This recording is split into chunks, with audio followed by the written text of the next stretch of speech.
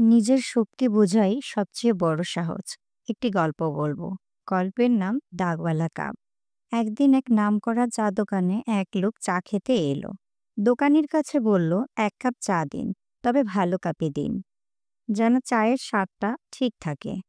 দোকানি একটুখানি হেসে তাকে একটি পুরনো দাগওয়ালা চায়ের কাপেই চা দিল। লোকটি বলল, ভাই, আপনি এত নামকরা চায়ের দোকানি, এমন দাগওয়ালা কাপ কেন?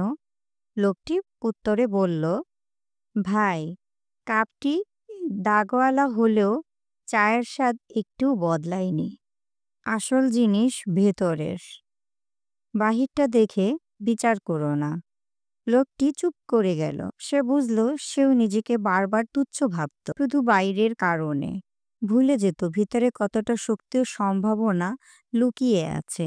গল্পের শিক্ষা: নিজেকে ছোট মনে করো না, শুধু কারণ নিজের কিছু দাগ বা দুর্বলতা আছে।